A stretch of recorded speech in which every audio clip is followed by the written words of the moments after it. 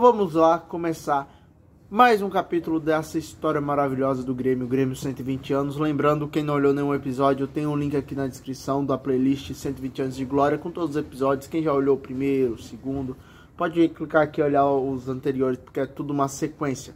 Para quem olhou o episódio anterior, sabe que em 1911 o Grêmio foi campeão da cidade invicto, metendo surras no Inter, sem avassaladoras. Em 1912 não foi diferente, o Grêmio foi campeão de novo. Em 1912, o futebol foi considerado a atração das Olimpíadas daquele ano. Sim. E o Newcastle foi multado nesse mesmo ano em 100 libras, que naquela época valia muito mais dinheiro que vale hoje, mas porque o clube pagava, né, os seus jogadores, ou seja, estava tentando a profissionalização do esporte, sendo que a profissionalização do esporte começou apenas lá para a década de 30. E o Grêmio foi se profissionalizar ali entre a década de 30 e a década de 60. Foi a época que o Grêmio foi se profissionalizar. Aqui o livro até brinca que naquela altura o Inter pagava qualquer valor que fosse possível para conseguir vencer o seu maior rival, que é o Grêmio, porque eles não conseguiam vencer. Já que em junho de 1912 o Grêmio meteu 6-0 no Inter. E em setembro, no dia do aniversário do Grêmio, em 15 de setembro de 1912, o Grêmio ganhou por apenas 2-1 do Inter, o que foi levado pelos gremistas como se fosse quase uma derrota, já que o Grêmio era acostumado a meter goleada no Inter. Inclusive, meter goleada até mesmo no Nacional de Porto Alegre, que era antes um rival de 1911, para ser campeão da cidade, mas que em 1912 não foi nem páreo, porque o Grêmio meteu 8-0 em maio no Nacional, e fez a sua maior goleada da história. Em agosto, metendo 23-0 no Nacional. Meu Deus do céu. Essa foi a maior goleada da história do Grêmio. Então o Grêmio, em agosto de 1912, fez sua maior goleada de 23-0. Eu espero que num Grenal próximo o Grêmio passe essa marca, né? Fazendo uns 24-0 no Inter. Tava bom, tava de bom tamanho, vamos ser sinceros. Naquele jogo, o cara que mais fez gol foi o Sison, fez 14 gols, e ele tinha prometido um gol para cada companheiro de clube. Só que naquela época, como não existia reserva, então no caso eram 11 gols que ele deveria fazer, 10 gols, né? Porque era para cada companheiro de clube, eram 11 jogadores, então 10 ele deveria fazer. Ele fez 14, ficou sobrando 4 gols aí para ele distribuir para quem ele quisesse, não sabendo para quem ele distribuiu. Foi pra namorada, pra amante, pra segunda amante, pra terceira amante. Aí a gente já não sabe. O cara podia ter amante à vontade, que ia ter gol sobrando pra ele distribuir pra essas pessoas.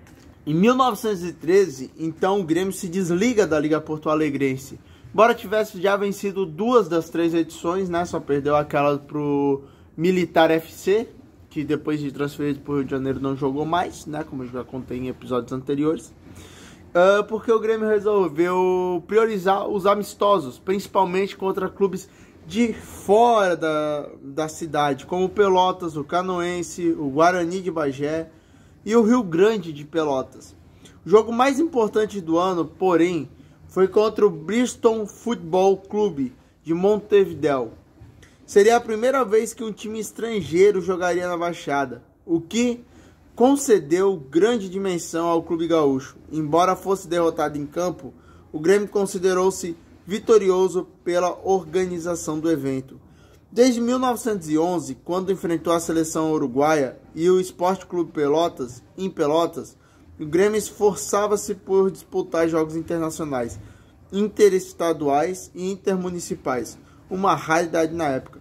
Buscava experiência e colheu os seus primeiros resultados no jogo seguinte contra um estrangeiro. Venceu não sei o que, uruguaio, ou nome difícil, por 2-1 no jogo comemorativo de seus 13 anos. Em 1916, mesmo ano em que o Uruguai sagrou-se campeão do torneio sul-americano organizado pela recém-criada Conmebol. Foi nesse ano que o Grêmio venceu de 2-1. Então, em 1916, no caso, 13 anos do Grêmio. Na partida de 1911, primeira do Grêmio contra um time estrangeiro, a derrota de 3-0, empate sem gols no primeiro tempo, foi muito elogiada, inclusive pelos uruguaios. que haviam vencido dias antes o Pelotas por 10-0, o Rio Grande por 13-1 e um combinado gaúcho rotulado como Seleção Brasileira por 6-0. Então o Grêmio, depois de 1913, aí, resolveu se dedicar a fazer amistosos tanto nacionais, né, entre municípios, como interestaduais com outros estados, como internacionais. Uma época bem mais difícil, uma época onde não era tão comum voos, né? Uma época onde era mais comum bondes, ônibus, mais ou menos. Uma época bem diferente da de hoje, porque quem não se lembra, quando o Grêmio foi fundado, Porto Alegre tinha apenas 70 mil pessoas, não, longe das, sei lá, 2 milhões de pessoas que tem hoje. O mundo era diferente e o Grêmio, mais uma vez, inovando. Se inscreve no canal, deixa o teu like e comenta aí o que tu achou de o Grêmio, né, mudar os ares naquela época. Fez correto? Não fez? Deveria ter vencido mais campeonato da cidade? O que tu acha?